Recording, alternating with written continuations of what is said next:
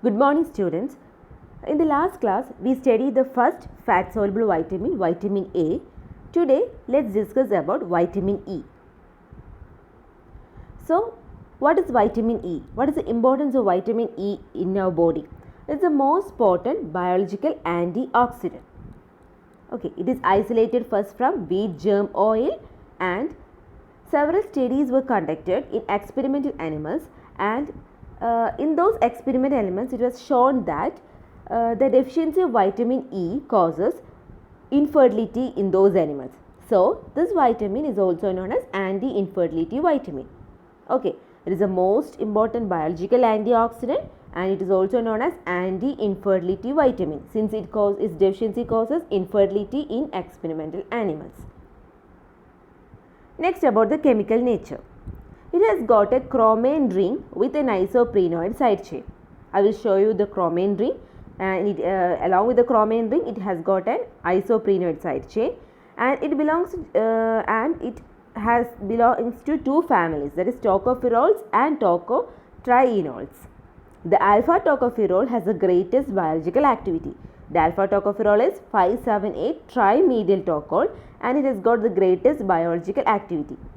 Okay, just remember it has got a chromatin ring with isoprenoid side chain, and it has got two families, that is tocopherols and tocotrienols. Alpha tocopherols has the greatest activity. Okay, so this is the structure of the tocopherol. This one is a chromatin ring. This is a chromatin ring, and this is the isoprenoid side chain. Okay. In the chromatin ring, in case of alpha tocopherol, we have what? 5, 7, 8 trimedial tocol. Alpha tocopherol is 5, 7, 8 trimedial tocol.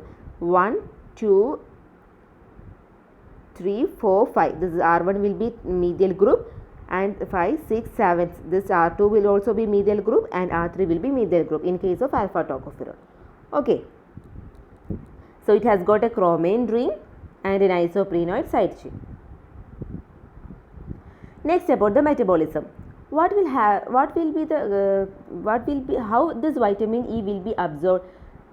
You all know that it is a fat soluble vitamin, so it will be absorbed along with fat with the help of bile salts, and it is transported as chylomicrons, and it is stored in adipose tissue.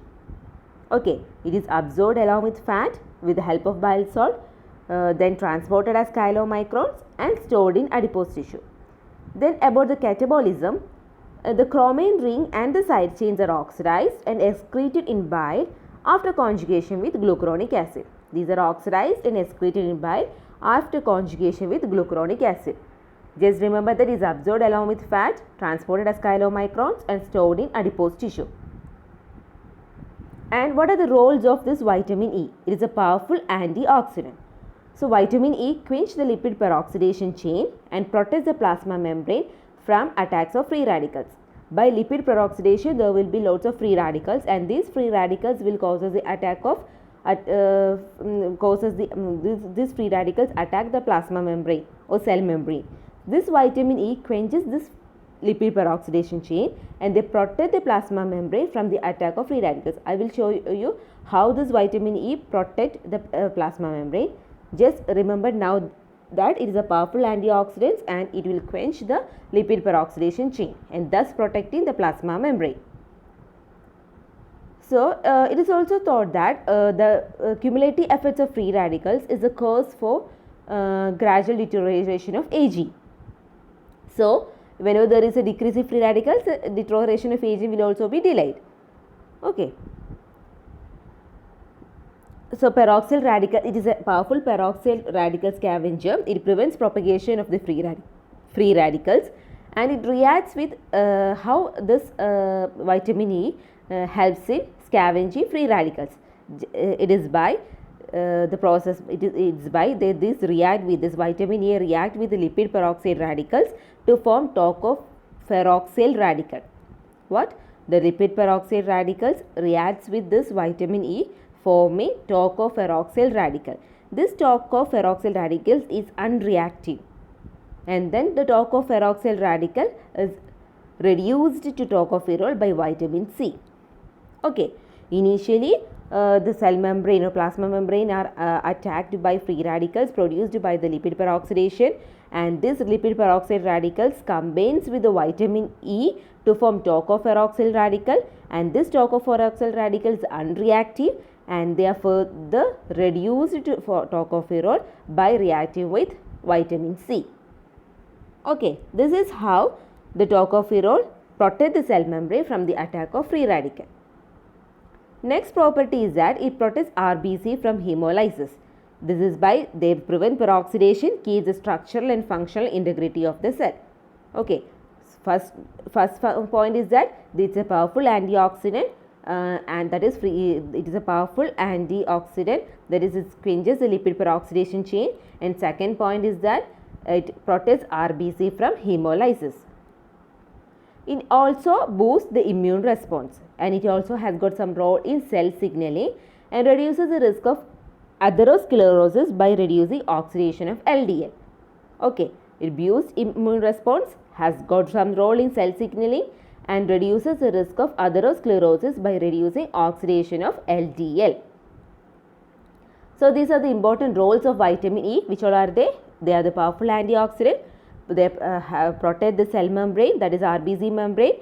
They prevent hemolysis of the RBC membrane, and also they boost the immune response. They have got a role in cell signaling and reduces the risk of atherosclerosis by reducing oxidation of LDL. Next about its relationship with selenium. What is selenium? It is a metal. Okay, this selenium is present in glutathione peroxidase. The glutathione peroxidase is also a free radical scavenger. So, the presence of selenium decreases the requirement of vitamin E. They both act synergistically to reduce the lipid peroxidation. So, whenever there is plenty of selenium, the requirement for vitamin E decreases, because the role of vitamin E, that is the antioxidant role or free radical scavenger role of the vitamin E, will be taken over by the glutathione peroxidase, which contains selenium. So, they both act synergistically to reduce lipid peroxidation. Okay.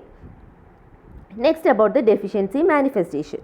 In animals, it results in production of unhealthy ovum, loss of motility of the spermatozoa, hemolysis of the red cells, acute hepatic necrosis and muscular dystrophy. So, what are the deficiency manifestations in animals? It causes unhealthy ovum, loss of motility of the spermatozoa, hemolysis of the red cells, acute hepatic necrosis and muscular dystrophy. Since it causes unhealthy ovum and loss of motility of spermatozoa, it is known as anti-infertility vitamin. Okay. In the case of humans, no major disease is manifested in humans. The disease is manifested only after several months of deficiency, because adequate stores of vitamin E is there in humans, and the deficiency manifested only after several months. So, deficiency manifestations includes poor nerve conduction, spinocerebellar ataxia, retinopathy, peripheral neuropathy and myopathies.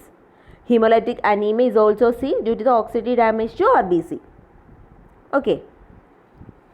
These are some of the deficiency manifestation of vitamin E in humans: poor nerve conduction, spinocerebellar ataxia and retinopathy, that is nerve disorders will be there, and also myopathies will also be there. Myopathies means something related to muscles. Okay. Then hemolytic anemia due to oxidative damage to RBC. So, what is the recommended daily allowances?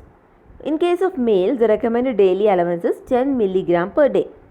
In case of females, it is 8 milligram per day. In case of pregnancy, it is 10 milligram per day. That is, for males and pregnancy, it is 10 milligram tocopherol per day. The requirement increases whenever there is a high intake of PUFA. Okay. Whenever there is high intake of PUFA, the requirement of vitamin E also increases. What are the sources? The sources are vegetable oils, that is wheat germ oil, sunflower oil, safflower oil, cottonseed oil. These are the major sources of vitamin E. The fish liver oil is devoid of vitamin E. So, vegetable oils are rich in vitamin E. Next, about hypervitaminosis E. Hypervitaminosis E occurs at the doses above 1000 international unit per day. It occurs about doses above 1000 international unit per day, and it causes tendency to hemorrhage as it is a mild anticoagulant. The vitamin E causes tendency to hemorrhage as it is a mild anticoagulant. Okay.